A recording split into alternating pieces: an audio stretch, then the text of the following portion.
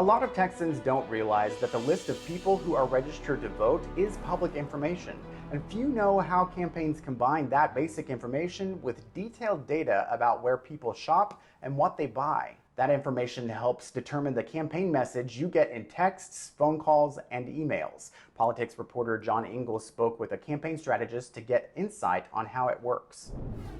With what kind of certainty can you look at someone's neighborhood, income level, race, and the elections they voted in? How much certainty would that give you in deciding, you know what, I'm pretty positive this person's going to be a Republican or a Democrat? Right. It gives you a pretty good picture. And within the last few election cycles, we've been able to have vendors that will take consumer data and append that to voter registration records, so they can even narrow it down even more than, if he's a white male, making $60,000 a year.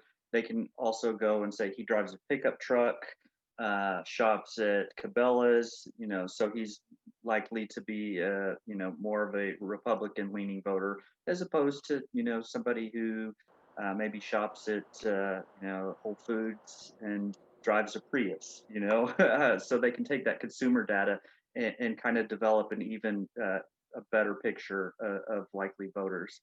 Where does the consumer data come from? I'm interested on that component of it. How do you combine that?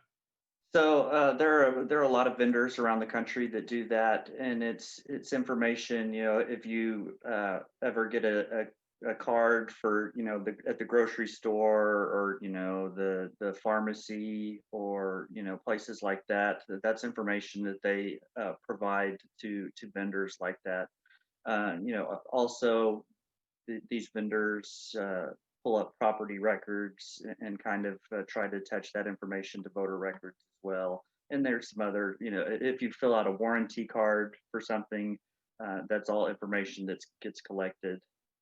Well, and I know you make your living based on data and strategy and analyzing all this, but if you kind of pull yourself back, do you ever think for a moment like, gosh, is this right that we know so much about a person and they probably don't know that their Walgreens card and their car loan are what is influencing the text messages that are coming in? It's I'm very conflicted. Yes, I do make a living on the voter data, but it's I give my wife a hard time whenever she pulls out her card at CVS or at Hobby Lobby or anything, and I'm like, no, I don't want any of those cards. I'm good. So you keep your family stuff pretty close to the vest. Yes, it's tough. Texas considers things like a voter's name and address to be public information that anyone can request, but there are exceptions for protected persons like victims of sexual assault or family violence.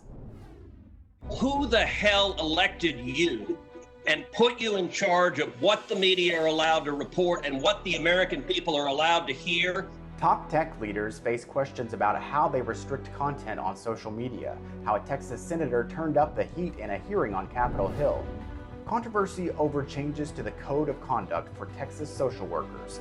Critics called it a gateway to discrimination based on gender identity and disability. We'll look at what's changing now after the outcry.